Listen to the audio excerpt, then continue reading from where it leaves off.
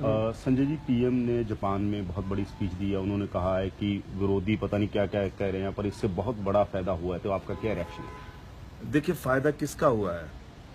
फायदा हुआ है भारतीय जनता पार्टी के नेताओं का, जिन्होंने काला धन जमा कर रखा था।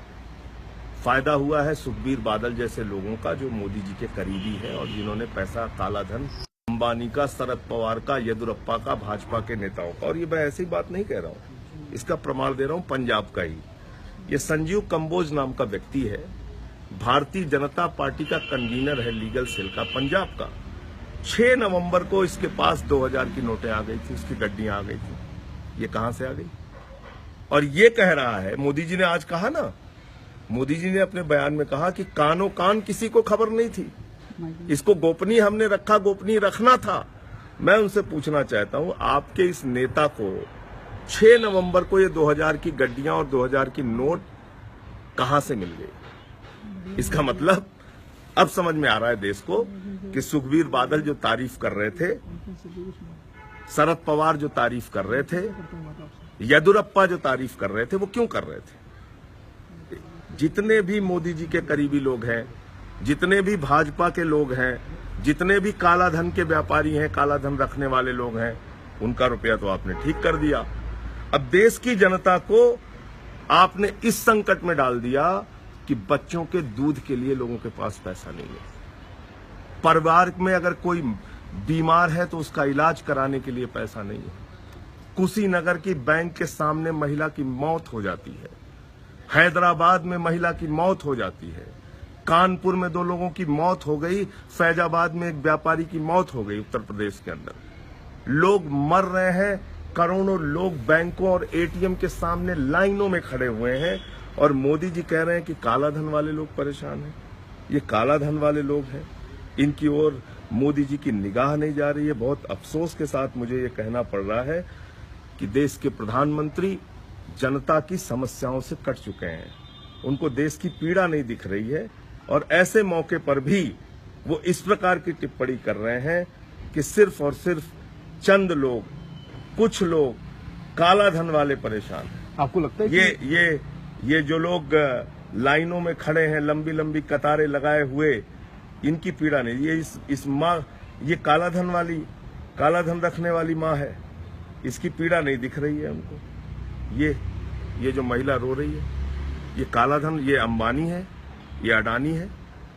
आप मोदी जी ने क्या कहा था? मोदी जी ने कहा था कि देश के बच्चे बच्चे को पता है काला धन कहां है। ये मोदी जी का बयान है, मेरा नहीं है। ये 22 दिसंबर 2013 को मोदी जी ने कहा, देश के बच्चे बच्चे को पता है कि काला धन कहां है। काला धन स्विट्जरलैंड की बैंक में है।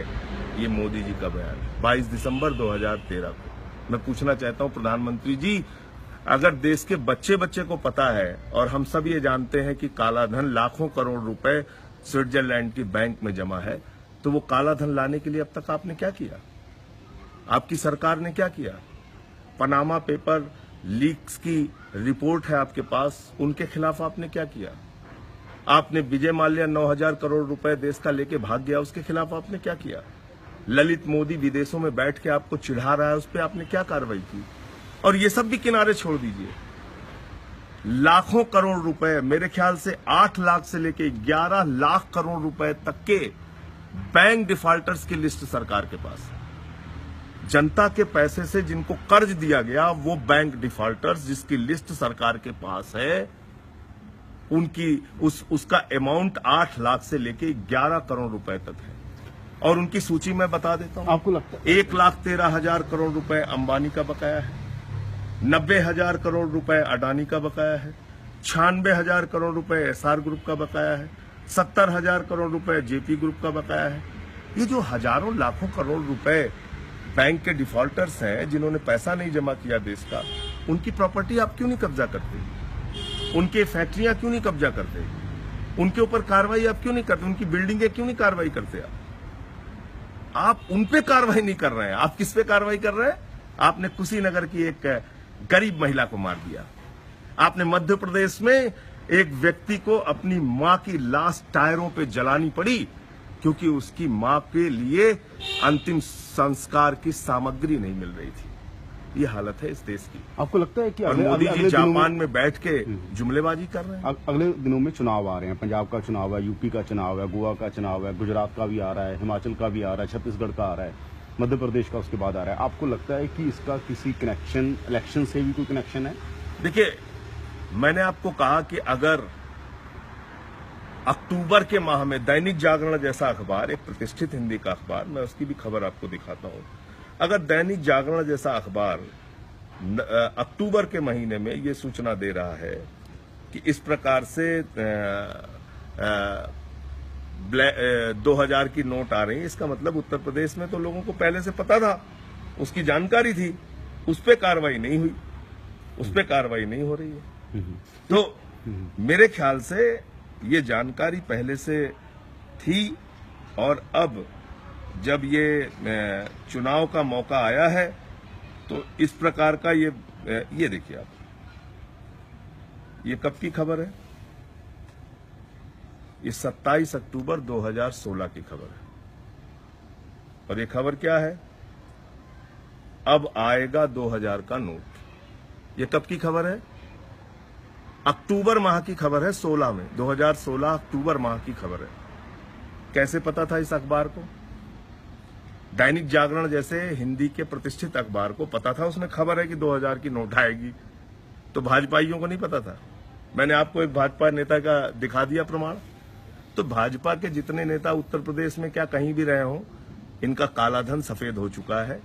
शरद पवार, सुखबीर बादल, जितने बड़े काले धन के काले कारोबारी थे, उनका सबका काला धन सफेद हो चुका है।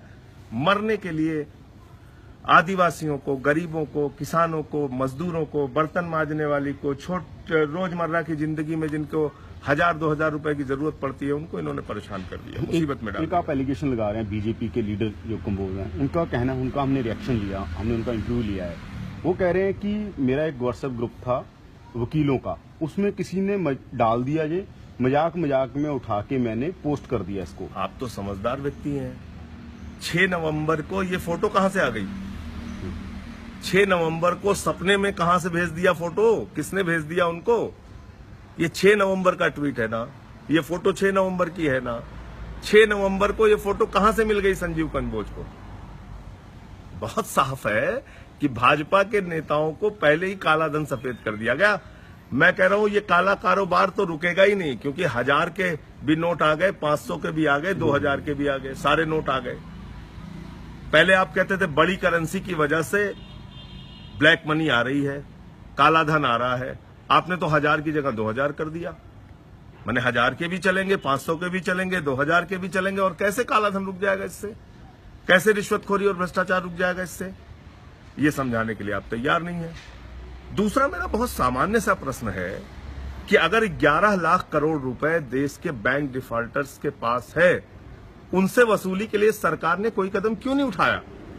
स्विट्जरलैंड के बैंक अकाउंट्स में अगर पैसा है तो काला धन लाने के लिए उस पर कार्रवाई क्यों नहीं की? आपने 125 करोड़ लोगों के ऊपर सर्जिकल स्ट्राइक कर दी। सर्जिकल स्ट्राइक किस पे हुई थी? आतंकवादियों पे हुई थी। तो काला धन पे जो सर्जिकल स्ट्राइक है, वो काला धन रखने वालों पे होनी चाहिए थी। वो सर्जिकल स्ट्राइक किस पे हो रही है?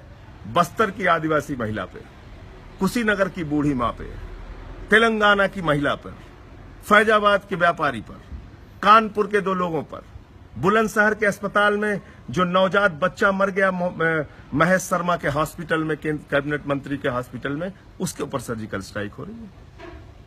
आपने देखा किसी बड़े पूंजीपति या व्यापारी को आपने देखा लाइन में लगते हुए? आप चले जाइए, देख लीजिए।